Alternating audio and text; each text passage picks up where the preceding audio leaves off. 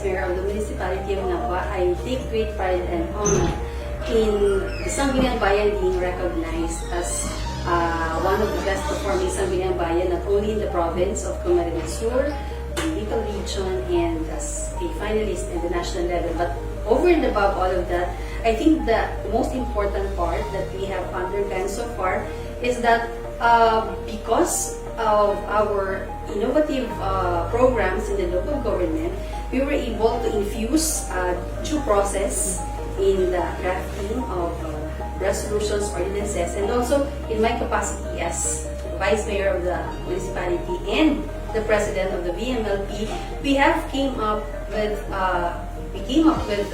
one of the best practice of the Vice Mayor's League, whereby we have distributed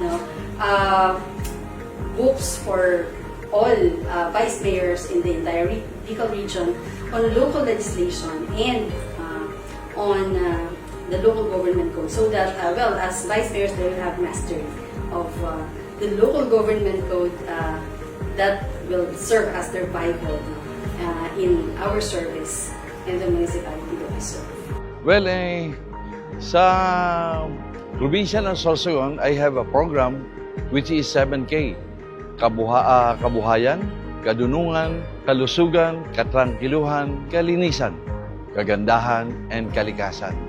Lahat na basic services na kailangan ng gobyerno, nandun, nakapalaman doon.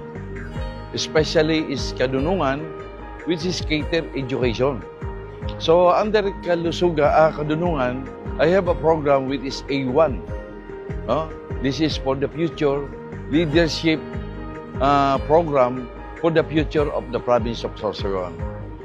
Lahat to, they undergo training from Friday to Sunday. Every week to, it will last 2 years sa unang batch. The succeeding years uli, magpe-prepare kami ng another 100 para magandang domino effect, no? So, ibig sabihin, continuing ang programa. Ito i-highlight ko lang yung mga gandang nangyari, ano? Yung kalusugan natin, meron tayong doctors sa baryo, no? At ngayon, parating natin ngayon ang dalawa nating bus, which is the rolling clinic, no? Ang kinikater naman nito, yung mga pasyente natin na wala nang kakayahan pumunta sa health center, sa hospital, mga bedridden to. We have 9 doctors to cater that patient. And happy to say, sa lahat ng yung siyam na hospital ng probinsya ng Sorsogon, I was able to employ 157 doctors. No? Dati, wala pa 50 yan.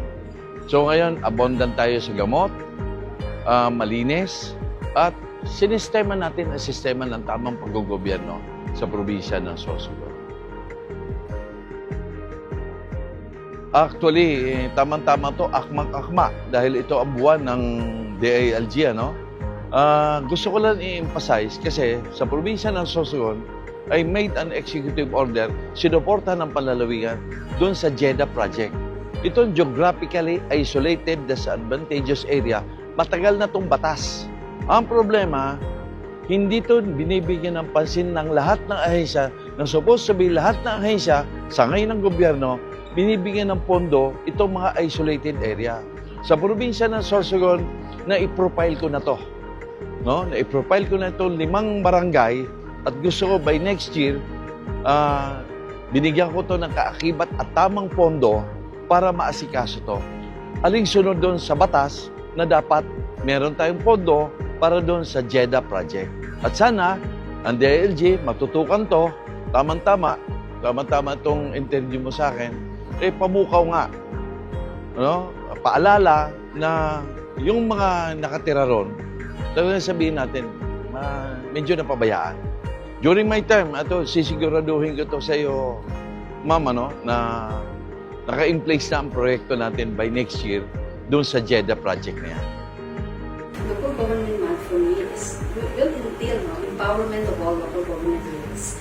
We we recognize through this celebration the significant impact, no, of the local government in developing communities and of building linkages among our counterparts in the community so that together we can build a stronger municipality that is served. But by way of empowerment, importante talaga that in all of our enactments, there has to be consultations, which we usually and we mandatorily do in all of the enactments that we pass with the Sangguniang Bayan. But apart from that, we also believe that all our legislation should be data-based. We cannot come up with a sound legislation unless there is a data from which we derive from. So, sa tingin ko, over and above, all of us in the legislative service should be able to prioritize getting data first so that all those informations and legislations that are necessary will be given priority. I am Ramil Marianito of the Philippine Information Office number 5, and we are the official communication arm of the Republic of the Philippines. There is a celebration to see and of course to celebrate. This commemorates the enactment of the Local Government Code of 1991. From the Philippine Information Agency, we would like to say congratulations, and we support all the time in the endeavor under the Department of Interior and Local Government for the Local Government Month. Congratulations sa pagdiriwang ninyo ng Local Government Month, at kami ay nakikibahagi sapagkat yung isang devolved function namin, which is employment facilitation, na nasa Public Employment Service Office, na nasa LGU, ay namamayagpag at malaking tulong because we were able to reach yung malaking portion po na hindi namin kayang abutin because ang amin pong offices ay situated only in the provinces. So malaking bagay po yung nakapacitate natin yung local government unit dahil yung aming na-devolve na function ay naalagaan nilang mabuti at namamayagpag. And every year, during PESO Congress, ito yung mga ina-awardan namin na LGUs, PESO managers, to recognize their effort in promoting employment of their locality. So, good afternoon po. In behalf of our office, the Department of Agriculture Regional Field Office 5, headed by our Regional Executive Director, Director Del Pito Milla, I am Mr. Florentino Obali Jr., the assigned Agricultural Program Coordinating Officer for the province of Albay. So our office is mandated to help our farmers and fisher folk throughout Bicol region for the implementation of various programs and projects. So far po, I am already 20 years in service, assigned in the province of Albay and also in Sorsogon. So kami po sa kagawaran ng pagsasaka ay patuloy na sumusuporta sa Department of Interior and Local Government, being one of our partners sa program implementation because malaki po ang tulong ng DILG lalo na po sa implementation ng aming various programs and projects because ang aming pong mga stakeholders ay nasa mga iba't ibang local government units, which is the farmers and the fisher folk. So they are the end users, they are the beneficiaries of our various programs and projects.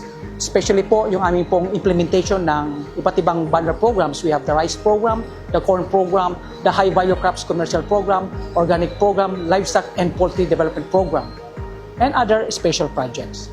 So with this, kami po ay bumabati sa Department of Interior and Local Government for celebrating the Local Government Month, and rest assured na ang kagawaran ng pagsasaka ay patuloy na tutulong sa lahat ng adhikain, mitiin at goals ng Department of Interior and Local Government. Ito po ang tulong ng DILG lalo na po sa implementation ng aming various programs and projects because ang aming pong mga stakeholders ay nasa mga iba't ibang local government units, which is the farmers and the fisher folk. So they are the end users, they are the beneficiaries of our various programs and projects. Especially po yung aming pong implementation ng iba't ibang banner programs. We have the rice program, the corn program, the high value crops commercial program, organic program, livestock and poultry development program, and other special projects. So with this, kami po ay bumabati sa Department of Interior and Local Government for celebrating the Local Government Month. And rest assured na ang kagawaran ng pagsasaka ay patuloy na tutulong sa lahat ng adhikain, mitiin at goals ng Department of Interior and Local Government.